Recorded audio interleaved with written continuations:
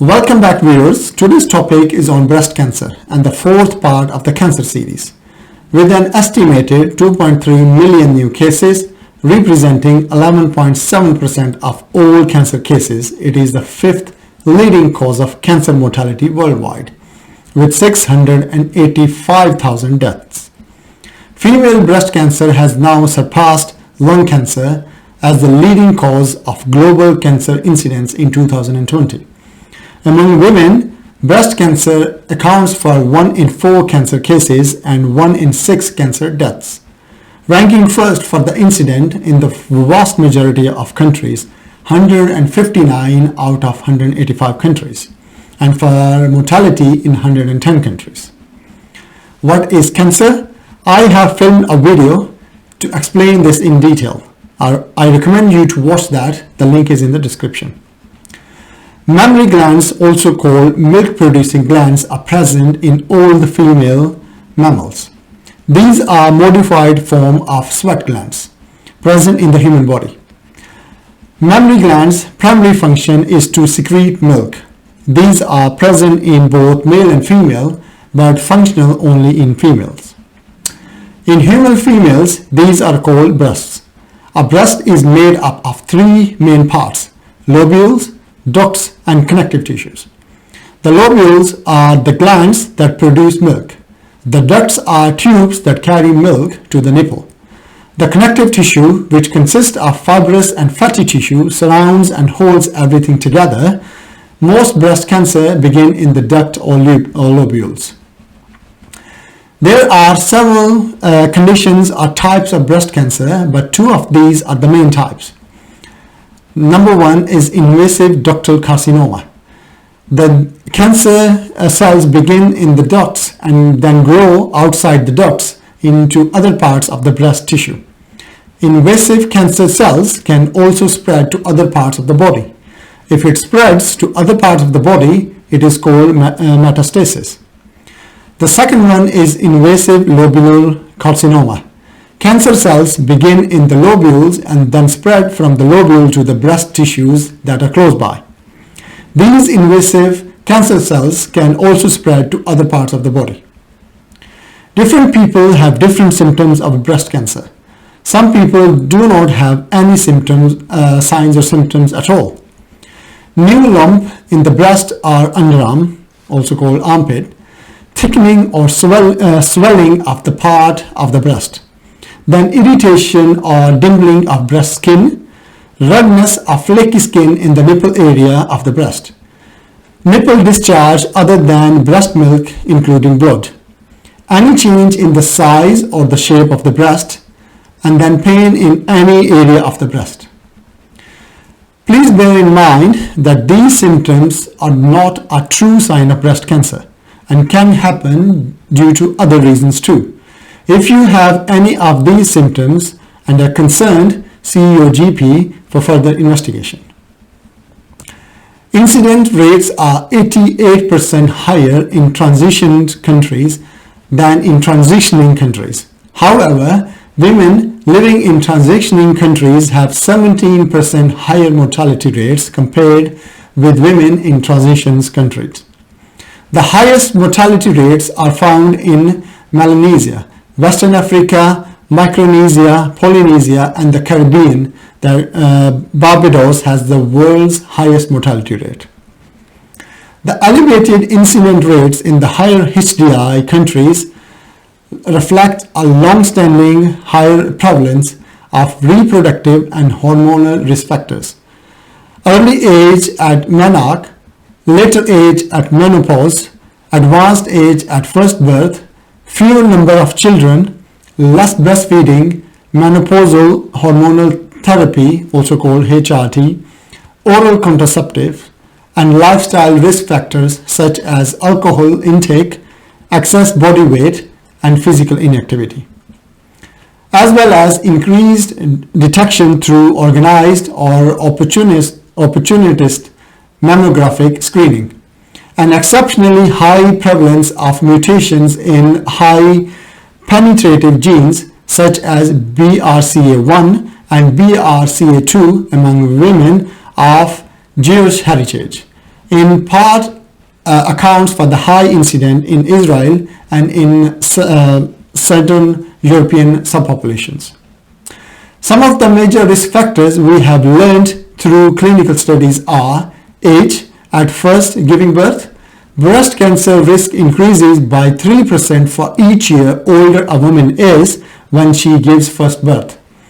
EP and PR positive breast cancer risk is 15% higher in women who first gave birth at an older age, compared with those who did so at a younger age.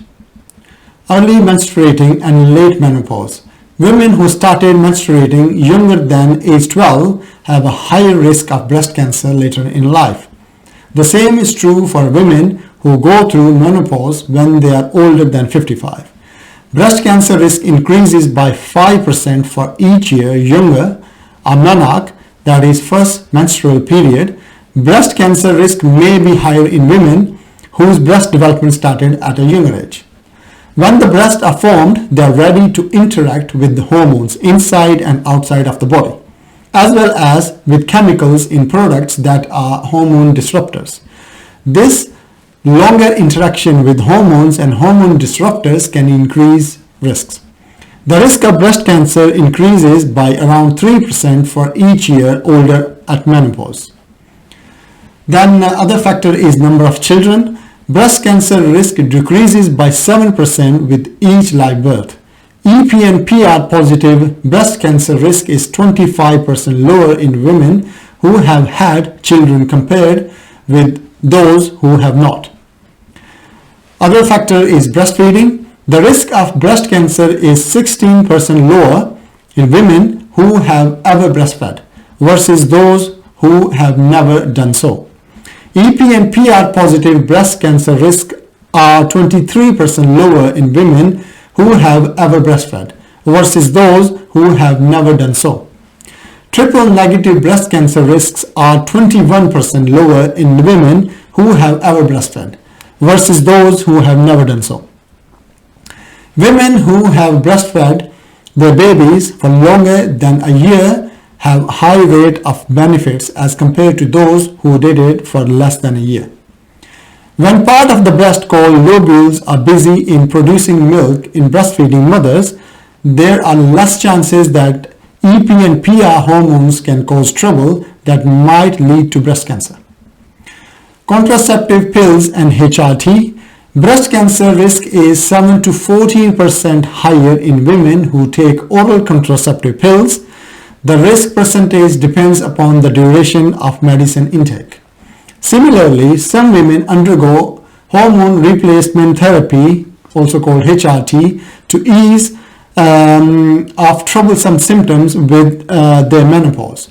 The risk of breast cancer is 20 to 150 times higher in women who undergo HRT treatment. The risk percentage depends upon the type and length of the treatment. Alcohol consumption in women increases the risk of breast cancer from 9 to 28% depending upon its consumption level.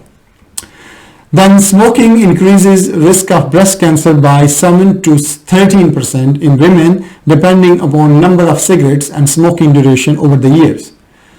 Inactive lifestyle increases the risk of breast cancer, which is 3 to 12% in women as compared to those with active lifestyle. The percentage depends upon how physically active the women are in their daily life. Body weight causes a lot of health issues. Being overweight increases the risk of breast cancer too, especially after menopause. Extra fat in the body means extra estrogen in the body, which might lead to breast cancer. Fat cells around the belly are more harmful as compared to hips in this context. Age and family history. Finally, as we age, there are more chances of getting diseases, and breast cancer is no different. It is more common after the age of 50. When family history increases the chances of getting the disease too. If someone's mother, sister or daughter is diagnosed with breast cancer, it doubles the chances of getting this disease. But if 2 of the family members are diagnosed with breast cancer, then the chances will be 5 times higher of getting this disease. Doctors often use traditional tests to find diagnose breast cancer. They may refer women to breast specialist or a surgeon. This does not mean that she has cancer or that she needs surgery. These doctors are expert in diagnosing breast problems. Breast ultrasound, a machine that uses sound waves to make pictures called sonograms of areas inside the breast. The diagnostic mammogram is if you have a problem in the breast, such as lumps, or if an area of the breast looks abnormal. On a screening mammogram, doctor may have you get a diagnostic mammogram. This is more detailed X-ray of the breast. Then the MRI of the breast is magnetic resonance imaging, a kind of body scan that uses a magnetic linked to a computer. The MRI scan will make detailed picture of areas inside the breast. Then next is biopsy. This is a test that removes tissues or fluid from the breast to be looked at under a microscope and do more testing. There are different kinds of biopsies. For example, fine needle aspiration, cord biopsy, or open biopsy. Breast cancer is treated in several ways. It depends on the kind of breast cancer and how far it has spread. People with breast cancer often get more than one kind of treatment. That can be surgery, an operation where doctors cut out cancer tissue. The other is chemotherapy, usual special medicines to shrink or kill the cancer cells. The drugs can be pills you take or medicines given in your veins or sometimes both. Hormonal therapy that blocks cancer cells from getting the hormones they need to grow is called hormonal therapy. Then there is biological therapy, works with your body's immune system to help it fight against cancer cells or to control the side effects from other cancer treatments. Then there is radiation therapy, using high energy X-rays similar to X-ray machine to kill the cancer cells is called radiation therapy. Prevention is better than the cure. Research suggests that eating a healthy diet that includes fruit and vegetable can reduce the risk of cancer and heart disease. There are also strong evidence that regular exercise can lower the risk of developing all types of cancer. If you want to know more about duration and recommendation on exercise type, please watch my video on exercise. The link is in the description. This concludes the 4th part of the cancer series. I recommend you to watch rest of the episode on this series, which cover the history of cancer, chemicals responsible in cancer development, and most common types of cancer globally. If you found this video informative, you can share with your family and friends and subscribe to this channel for more informative content. Thanks for watching.